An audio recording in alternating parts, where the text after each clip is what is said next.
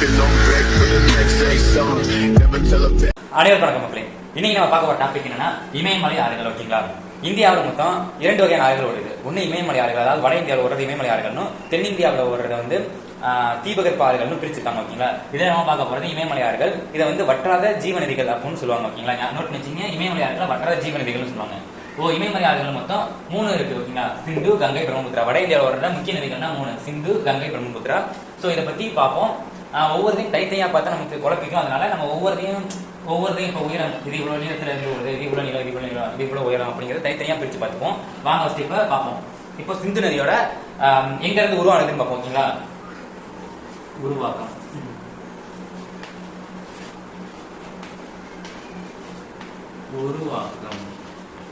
எங்க இருந்து உருவாது?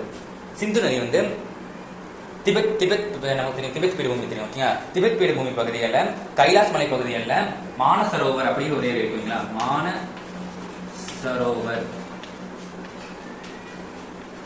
மானசரோவர் ஏரிக்கரையில் 5150 மீட்டர் உயரத்துல உருவாகுது. ஓகேங்களா? சிந்து. கங்கை எங்க உருவாகுதுன்னா நமக்கு தெரிஞ்ச உத்தரகாண்ட் மாநிலத்துல. ஓகேங்களா? உத்தரகாசிங்கிற மாவட்டம், உத்தரகாண்ட் மாநிலம் உத்தரகாசிங்கிற மாவட்டத்துல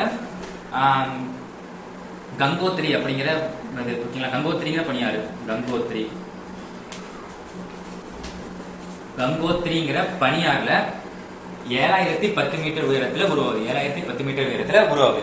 அதுக்கடுத்து பிரம்மபுத்திரா எங்க உருவாகுதுன்னா அதே திபெத் பீடபூமி தான். இங்க இதே திபெத் தான், அங்கேயும் திபெத் அதே கைலாஷ் மலை பகுதி, மலைத்தொடர்ல. இது வந்து மலைத்தொடருக்கு வடக்கில். ஓகேங்களா? வடக்கில் உருவாகும். அது வந்து இந்த கைலாஷ் மலைத்தொடர் பகுதியில இருக்க செம்மாயுங்டன் அப்படிங்கிற, ஓகேங்களா, செம்மாயுங்டன்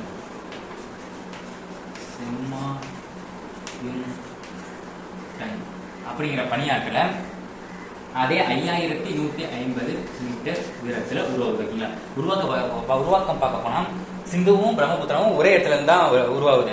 பட் கங்கை மட்டும்தான் கங்கோத்ரி இந்தியாவில் உருவாகுது. சிந்துவும் பிரம்மபுத்திராவும் அந்த திபெத் பீடபூமி இந்தியாவில் உருவாகுது. ஓகேங்களா? நோட் பண்ணி வச்சுங்க. எரேஸ் பண்ண போறேன். நெக்ஸ்ட் இப்போ உருவாக்கம் பார்த்தாச்சு. நெக்ஸ்ட் பார்க்க வேண்டியது என்னது? அதோட நீளம். ஓகேங்களா? ஆற்றுடைய நீளம்.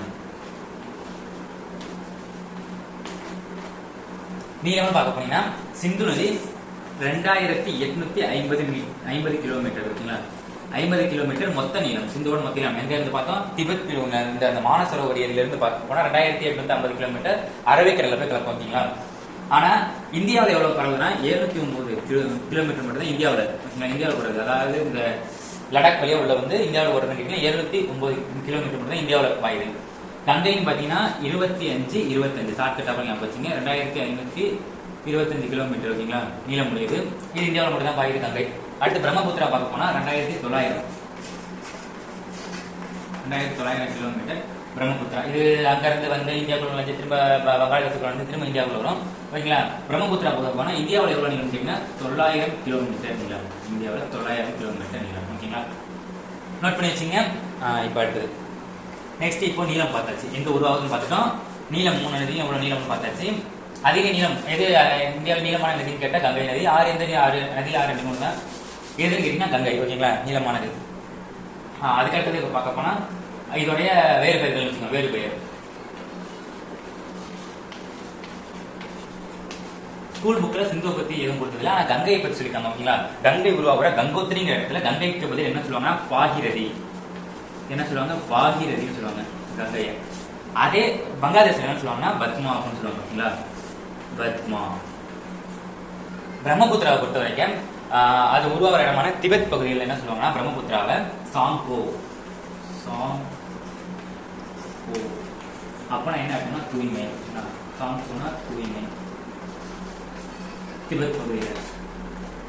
ரெண்டாவது பங்களாதேஷ் பகுதியில் என்ன சொல்லுவாங்கன்னா ஜமுனா அப்படின்னு சொல்லுவாங்க. ஓகேங்களா? பங்களாதேஷ் பகுதியில் என்ன சொல்லுவாங்க? ஜமுனா. அதே நம்ம கங்கையோட கலக்குதுல, கங்கையும் பிரம்மபுத்திராவும் சேர்ந்து ஒரு இடத்துல. ஓகேங்களா? அதான் கங்கை பிரம்மபுத்திரா சேர்ந்து பெரிய டெல்டா பகுதியா இருக்கும். பிரம்மபுத்திராவோட கங்கையோட சேர்ந்த பிரம்மபுத்திரா என்ன சொல்லுவாங்கன்னா மேக்னா. ஓகேங்களா? மேக்னா அப்படின்னு சொல்லுவாங்க. இதுதான் வேறு பெயர்கள். சிந்துவை பத்தி புக்ல வேறு பெயர்கள் கொடுக்கல, பட் கங்கைக்கும் பிரம்மபுத்திராவுக்கும் வேறு பெயர்கள் கொடுத்துருக்காங்க. நோட் பண்ணி வச்சுங்க, மறக்காம. நெக்ஸ்ட் இப்போ அடுத்து நம்ம பார்க்க வேண்டியது இதோட துணை ஆறுகள். இதான் ரொம்ப முக்கியம். நம்ம பார்த்த நீளமும் இந்த துணை ஆறுகளும் ரொம்ப முக்கியமான ஒரு டாபிக். ஓகேங்களா? இதுல இந்த ஆறுல முக்கியம் பார்க்க வேண்டிய துணை ஆறுகளும் தீபகற்பமும். துணை ஆறுகள். துணை ஆறுகள் பார்க்க போனா சிந்துவை பொறுத்த வரைக்கும் ஜீலம், செனாப். செனாப் நோட் பண்ணிச்சிங்க.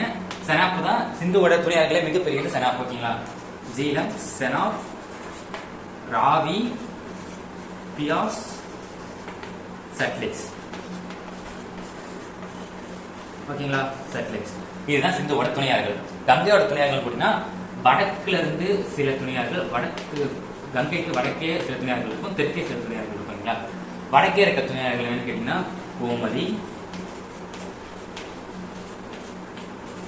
காக்ரா,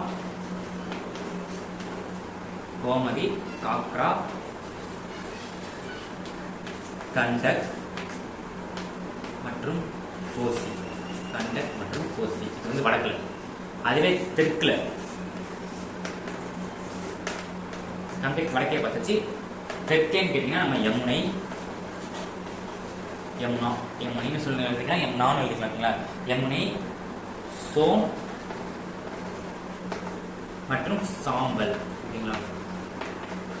சாம்பல் சில பேர் சொல்றாங்க, சில பேர் சம்பல்னு கொடுத்துறாங்க. ஓகே, சாம்பல் அது சம்பல் தெற்குல பாயுது, வடக்குல பாயுது. பிரம்மபுத்திராவோட துணையாறுகள், பிரம்மபுத்திராவோட துணையாறுகள் கேட்டீங்கன்னா திஸ்டா, நெக்ஸ்ட் பரா, நெக்ஸ்ட் சுபன்ஸ்ரீ, நெக்ஸ்ட் சுபன்ஸ்ரீ, திஸ்டா, பராக், சுபன்ஸ்ரீ. ஓகேங்களா? இதான் இதோட பிரம்மபுத்திராவோட துணையாறுகள். ஓகேங்களா? இது துணையாறுகளை மறக்காம நோட் பண்ணி வச்சுக்கோங்க. திஸ்டா, பராக், சுபன்ஸ்ரீ. அவ்வளவுதான் நினைக்கிறேன்.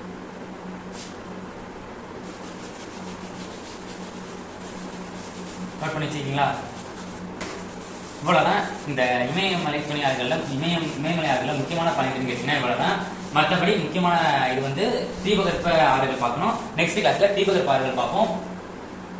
நன்றி.